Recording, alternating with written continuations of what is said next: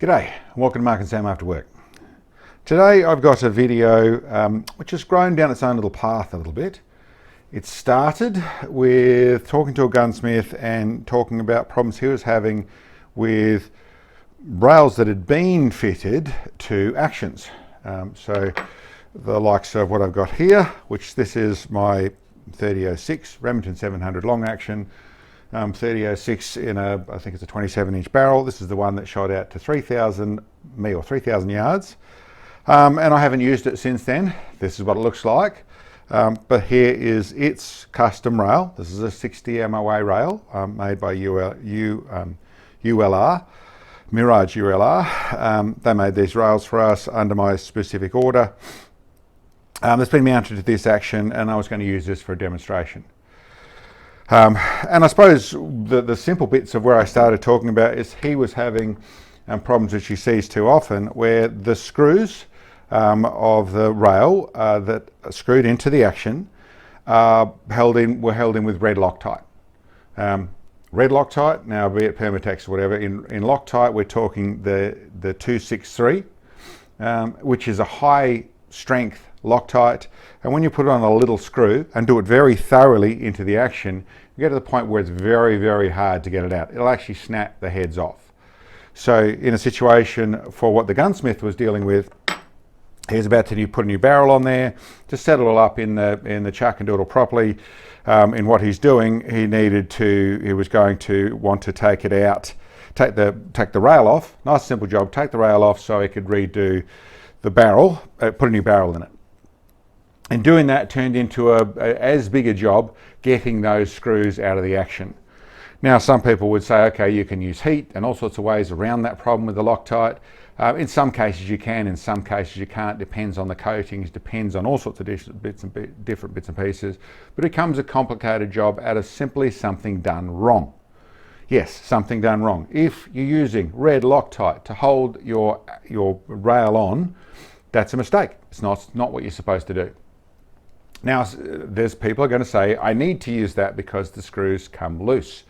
When I use the other Loctites, like what you should use, a low yield, which is 243 Loctite, the blue Loctite, the screws are coming loose. Well, and I would say, if that's the case, then stronger Loctite isn't your fix. That isn't the problem. The truth is, like in an engine, which I always refer to, there's bolts done up in the correct situation, don't need anything. They won't come loose, regardless of what's going on around them, as long as their situation is right. If you're using Loctite, you're dealing with some other problem. Now, I won't talk about engines anymore. What I'll talk about with rails is that if your screws are coming loose, I use a blue Loctite because it is an extra safeguard. But the truth is, if your screws are coming loose with any situation, it means that there's some movement going on. Now, this can be simply the size screws that you're using, the size screws you're using for the caliber with the weight of the scope and the amount of recoil and all the rest of it. There's just too much metal stretching going on, and you need bigger screws. They're able to lift them and move them out of there. And yes, you'll go through, and I'm not going to do a video referencing that, but it sometimes is the case. They've only got little screw holes in the top, and you've got to drill them out and go to the next size up. And there are, if you look at talks and in the references to that sort of thing in catalogues talking about screws, you'll see that you simply can step them up. I did the early research of going through and reading forums and finding out whether you're stepping up the size of your screw or not. But truth is, even that is rarely the problem. In a larger, properly set up rifle, you'll tend to find there's more screws anyway, and they're already rated to what they've got. The big problem that I've actually seen is the actual interface between the action and the screw, the action and the rail, is the gap, the space in between there. Now, what I'm actually talking about there is that when you get a rail made, sometimes they'll be perfect to your action because you're lucky enough to get all that. With a very nicely finished action and a very nicely, correctly finished rail, yes, they can be very close, but even there, you have the potential for a tiny bit of movement. But more commonly, there's places where the rail, either the action or the rail aren't machined perfectly. So there's guys who'll go with bedding them. fair bit of work with the bedding side of things. You're making them stick together. I like to have components that are able to be pulled apart, put back together without any issues. And what I simply use there is a surface Loctite, or a bearing surface Loctite, which what I'm actually talking about is the green Loctite. Now, I've done a video showing this before, but what the green Loctite actually is a Loctite that's made to fill up the voids in flat surfaces as they're pressed together. It's made for bearings so that you can get no voids. You've just got a full contact. It turns into very hard. It's brittle but hard, so it fills up the gap. But in actual fact, isn't that hard to clean up afterwards. You can remove it and all that stuff later on, but it does fill up the gap. It's nice and firm. So the simple process for me to make sure that everything's going to work properly, and I was going to strip this down, I've done videos to show that, and that's where this started from, was to basically, with both clean surfaces, so underneath your rail and on top of your receiver, your action, whatever you want to call it, nice and clean. I tend to wipe them down with something like acetone, so it's going to leave no residue. It's nice and clean.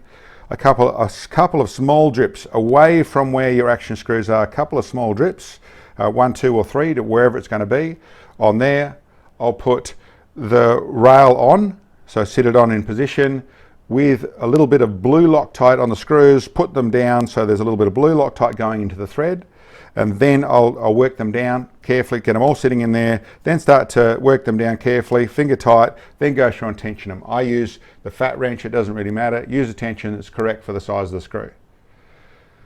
And then, well, that's done. Well, all I use then is a bit of acetone and a rag, and I'll wipe off the surfaces. I'll take it and make sure that they're clean, so there's none of the stuff oozing out the sides of the green Loctite, and then that's done. I don't have any problems with rails moving in that format. The next bit, which I'd say is relevant, is when you want to pull it to pieces, simply undo them. They'll all come undone. It is low yield, so it'll undo from the torque it was. A little bit more tension, but it'll pull back out without any problems. They'll lift off without any problems. As I said, that green Loctite, although it becomes hard, it's brittle, so it comes off easily, and you'll see the surface of the Loctite. What I do at that point, it actually scratches off pretty easily. When I say scratches, I'm not talking about using a screwdriver or anything like that. I'll use the side of a feeler gauge, so a 10th feeler gauge, something like that. So it's softer metal, but it's still metal, and just use it like a scraper or like a blade, or bend it over the top and just scratch it off.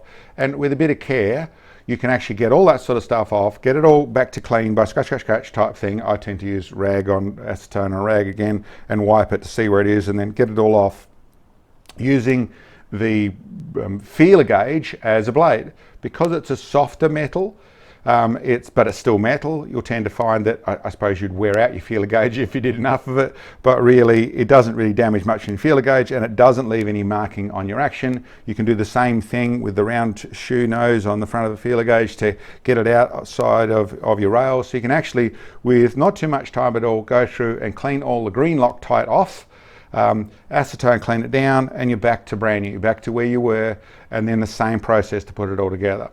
So I'm sure there's other people that have other suggestions as to what they do, but this is what I do. This gets around when I'm using the Hauer radius, or there's places where you can use the Hauer or Weatherby, a Remington 700 rail on a Hauer or Weatherby. The slightly different curves, it becomes not a problem once you're using the green Loctite. Everything, all the flex goes away.